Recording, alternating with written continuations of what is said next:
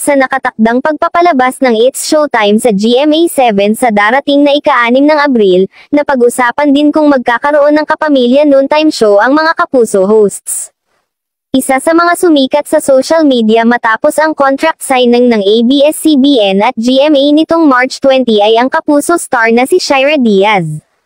Ngayong March 21, ipopost ng Kapuso Morning Show na Unang Hirit sa kanilang social media page ang video ni Shira na kumakanta ng theme song ng It's Showtime bilang pag-welcome niya sa kapamilya noontime show sa GMA7.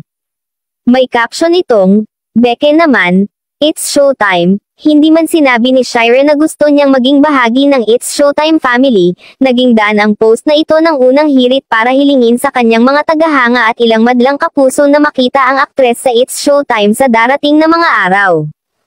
Mapapanood ba natin si Shira sa It's Showtime kahit guest co-host lang siya?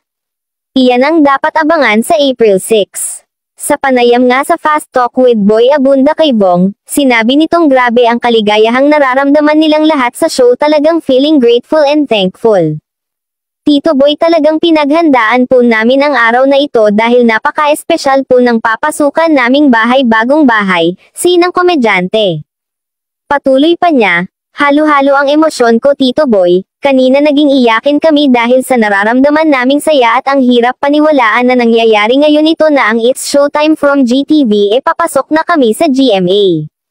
Syempre dalawa na ang channel na paglalabasan namin ngayon, so, doble ang gagawin naming pagpapasaya sa madlang people at madlang kapuso, aniya pa. Sa tanong kung sino-sino ang papasok na Kapuso stars sa It's Showtime, yung papasok po ng mga Kapuso stars, inaayos na po kung daily po, kung iba-iba or magiging regular po sa Showtime. Paglilinaw ni Bong.